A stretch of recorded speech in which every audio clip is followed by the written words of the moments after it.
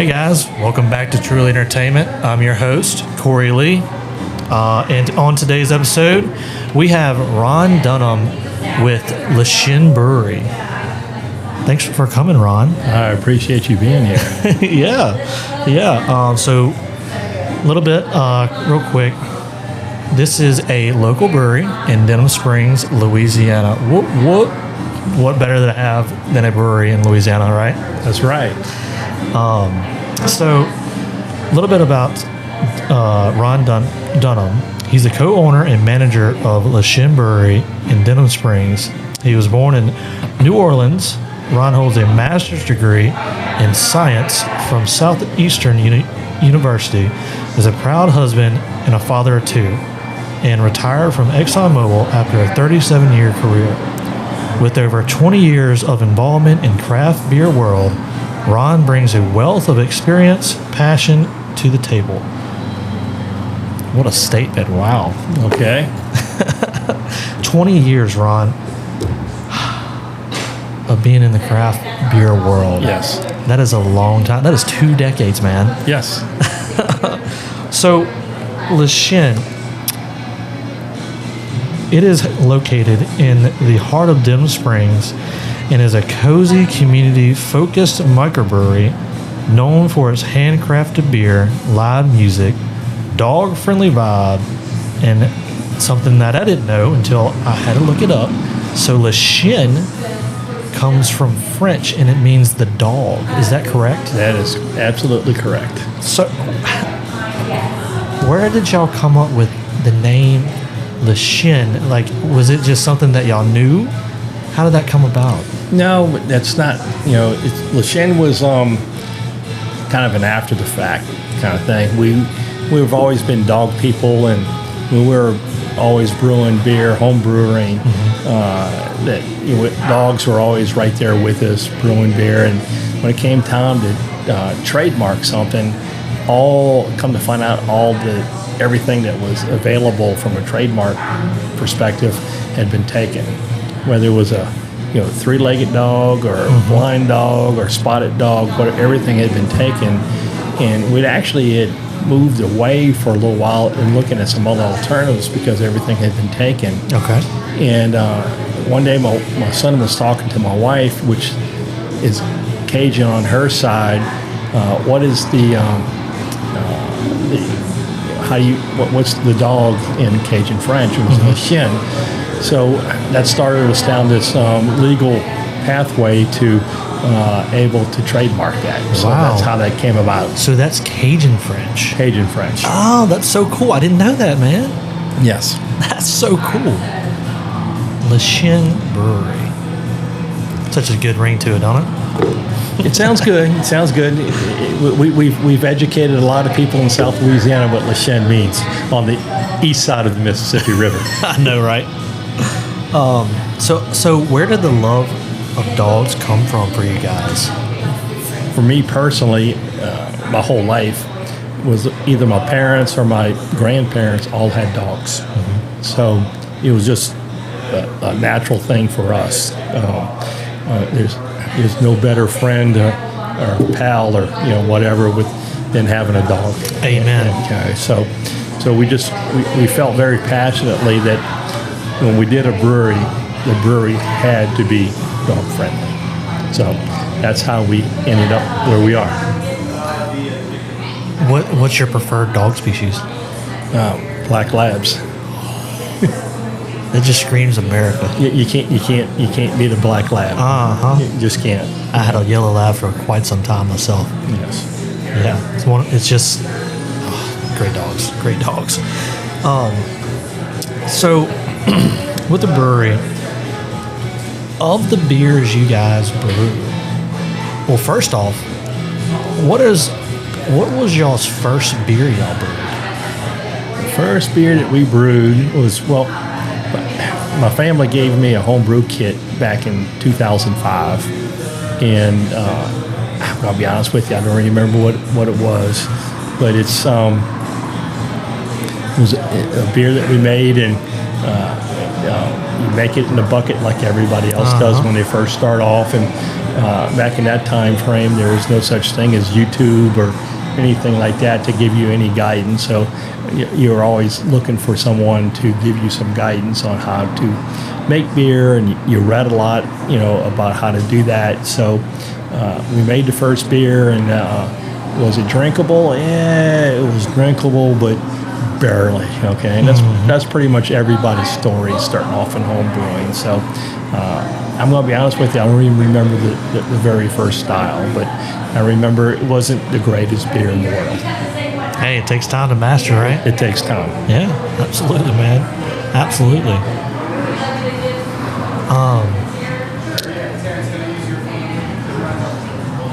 So, with that first beer, you said a 5-gallon bucket? Of that 5-gallon bucket, how much does it produce? It's about 4.5. Okay. 4.5 gallons, maybe 4 3/4 gallons. Okay. Yeah, I was wondering, does it go all the way to the top? Is it half? You get some residual in there residue in there that you don't want to put into your beers. Okay, sure. It's yeast that falls out. Yeast, hops, different particles in there that you don't want to put into your beer. Nice. Well, that totally makes sense. You don't want to drink that. Yeah. No. So, located in Denham Springs, is that y'all's hometown? Well, I know you're from from New Orleans, but your family's hometown with your wife and your 2 kids. Yes. Okay. Yeah, we live in Central. Okay. Cool. Yeah, I grew up in New Orleans. Met my wife in Hammond at Southeastern. Ended up getting married, moving to Central. Long career with Exxon. Raised my kids. How do we ended up here is we looked around for quite some time through the surrounding parishes, and we would pass this place on a regular basis. And my son says, we need to look at that place, and I would say, it looks a little small. Okay, so but we didn't really have an appreciation for what was behind the building here. Yeah, and what we were looking for was a brewery, of course, but we were always looking for a patio. We were looking for a place where we could have a large patio where people could come out and hang out. We could have fire pits. We could have events. We could do those type of things, and it just kind of fit the bill. Denham's a great community. A lot of people are moving out from East EBR to Livingston Parish for various reasons, and so it's a changing community. It's a growing community. It is growing. It's a growing community, and that's what attracted us. There's a growing community, and it's a good community. They support local very, very well. Yes. I find. Yes. Yeah. Yes. So, the brewery was an old oil change shop? Yes. And to give the listeners a little bit of what this place looks like, y'all actually brew underneath where we're at right now, right? Yes. Well, our fermenters and our serving tanks are down in the pit. Yes. That's incredible. And so, as a brief understanding, what were those tanks again? The fermenters. Because we brewed the beer actually upstairs, the hot side of the business, where we're converting the starches to sugars from the grains in that part of the process. And when that's completed, we send it downstairs to the fermenters, and from the fermenters to the serving tanks. And when they pour your beer upstairs, it's coming directly from the serving tanks. That's really cool. So that's the fermenters, and that's just what it's the time that takes to make the beer just have its taste. Yes, we could. When it goes into the fermenters, it's called wort. At that part in time, we're adding yeast at that point in time, and the yeast does their job converting the sugars to alcohol, and that what makes beer. That is so cool. It's like whole science that I'm so unaware of. Well, beer is nothing but a biology chemistry experiment with infinite recipes. Yeah, no kidding. So, what is your favorite beer that y'all brew here at Le Chien? Probably for me personally, the Unleashed, which is a New England IPA, or my namesake, Captain Ron's Red Ale. Hey, that's poetic right there. I love it. Captain Ron's. Yeah, I like that. I think mine's probably Tailwagger. Tailwagger is our number one beer, and so it's everybody's go-to beer. It's just got such a... It's easy. Yes. Very, very easy to drink, enjoyable. I can't say enough about it. Yeah. It's my favorite. Thank you. It's definitely my favorite. To go along with Le Chien still, can we expect any new beers or seasonal beers coming up? Well, there's always, my son, Brett, which is the brewer, he's always staying ahead of the game and always have to look to the next season, what's seasonal, what's, the beers, looking at, what's in the fall. We're going to want the stouts, and we're going to want those winter type of beers. As spring comes around, that's when we start brewing some of the lighter beers. We be buzzing and some of those type of beers, the honey lagers and things. So you always have to be thinking 3 months ahead, 4 months ahead of what you're going to do. But yes, you can expect, more seasonal beers and some of the specialty beers. Heck yeah. And we got to think about Oktoberfest too. Ooh. Yeah. I love a good Oktoberfest beer. They're fantastic. Oh, so good. And like filling too. Yes. At Le Chien, what has been y'all's most proudest moment so far since y'all have opened? If you had to choose one. One thing, let's see here. I think that the one thing, the proudest moment, it's hard to have an exact moment. Okay, we've had a lot of great things. Okay, we've had fundraisers for a police officer that unfortunately passed away, but we've done that. Very proud to do that for his family. We've had concerts out here with Chase Tyler and Wayne Toops, and the family events, the petting zoo, and the dino experience, and it's worked out exactly the way we wanted it to work out here, having the big patio and being family friendly and all. But I guess probably the proudest moment, it's not really a moment, but is getting to know the community. We got a great community here. We've developed lifelong friends here, being here. In memory of George Wint, that just unfortunately passed away from Cheers.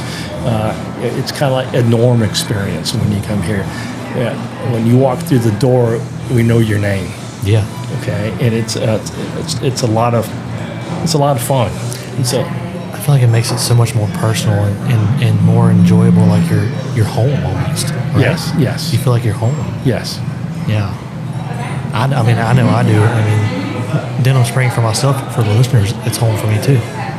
So I love that y'all do so many different things around here. I have a young daughter, and I don't think we've missed, but maybe one of y'all's petting zoo. Yeah, the petting zoo is a great thing. The last petting zoo we had a few weeks ago, I think there's many more kids out here than there were adults. Mm-hmm. So it was fun. It was a lot of fun. Yeah. Again, I feel like it tracks with the community. Everyone, you have a great atmosphere. It feels like home, and you have a community that's backing y'all up too. That also feels like family at the same time too. Yes.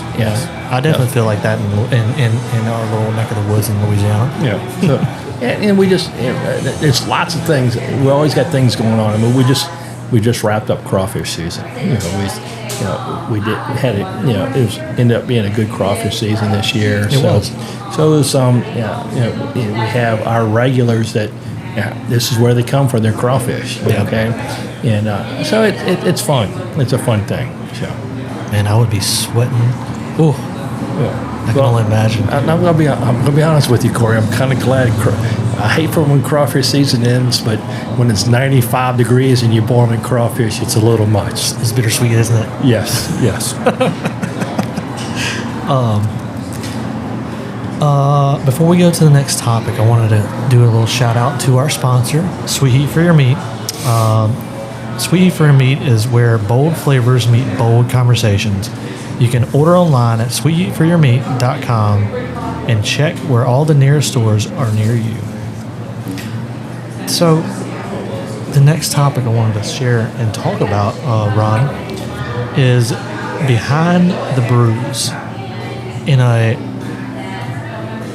bit of a beer process making of, I guess, simplified, sort of say, because I know it is, like you said, it's science. Yes. Yes, it's science. So,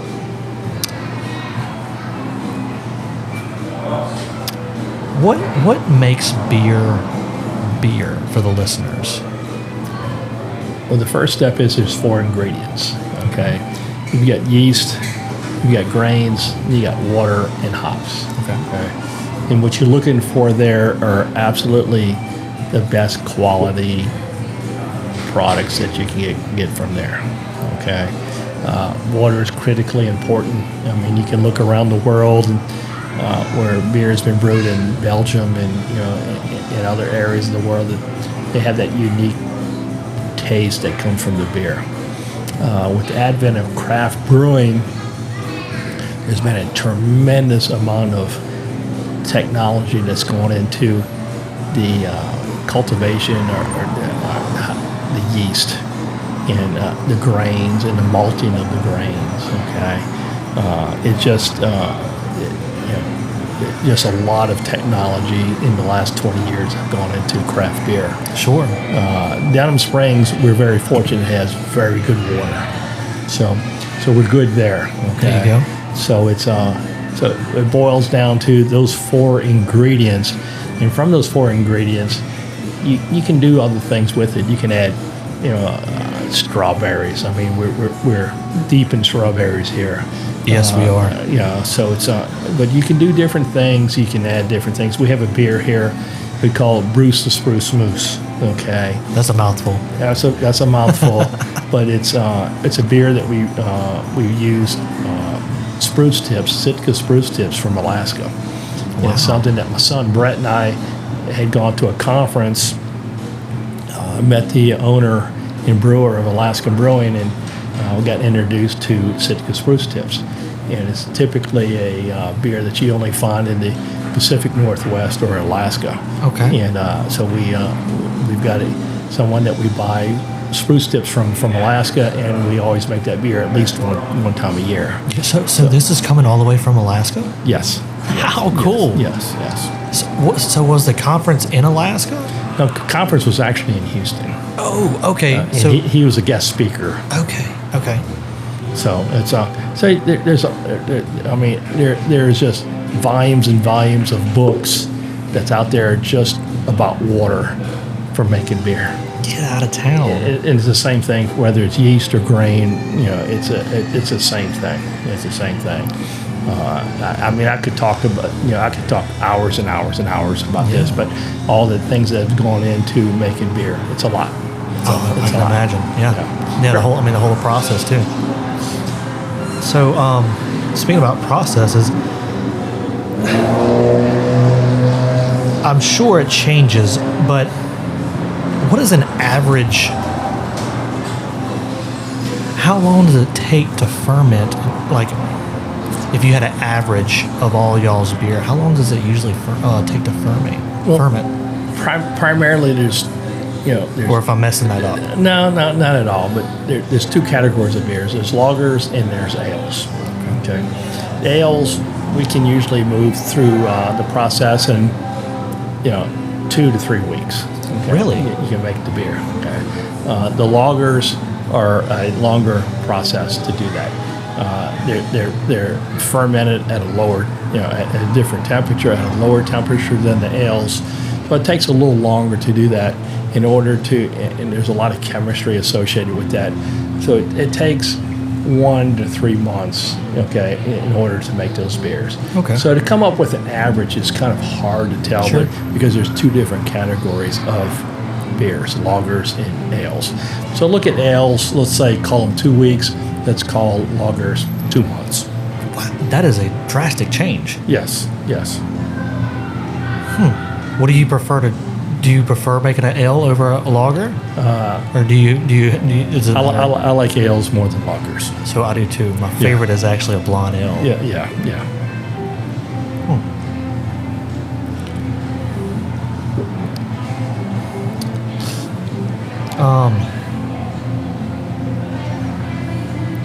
Have you ever had or in the early stages?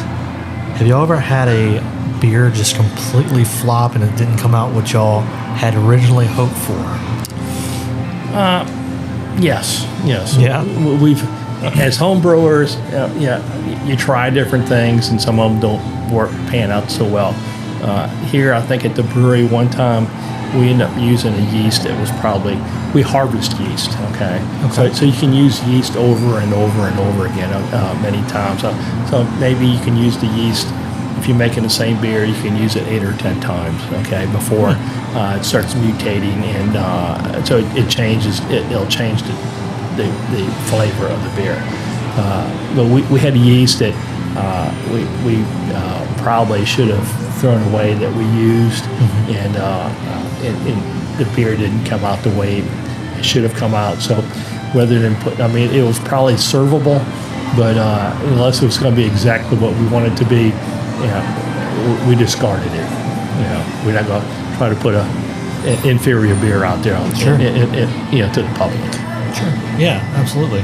Yeah, why not? It was our fault. So you can use it up to around 10 times. That's interesting. Is there anything else with the four ingredients that you mentioned that you can reuse? No, not really. I mean, our grains, our spent grains, we give to a cattle farmer. He takes that. There's a lot of water that's used in the brewing process, obviously, but it's all of our water is filtered, but it's most of it goes to the beer itself. But Sure. There's a lot of one thing you got to remember in brewing is that there's a lot of cleanliness that is an absolute. Yeah. Everything's got to be very sterile, very clean. So we use a lot of water, so you can't reuse the water. So you get the grains and you get the hops, and the hops just kind of go along with the water after the brewing process. So, I'm learning all kinds of stuff new. Yeah. I love it. Yeah. I love it. This is so cool, Ron. Well, I appreciate your time, Ron. I'd love to have you back on with Chien. Sure. And I appreciate you coming on. Like always, guys, you can follow us at Truly Entertainment, and you can email us and DM us at trulyentertainment.podcast@gmail.com. I appreciate it, man. Thank you, Cory. Thank you, Ron.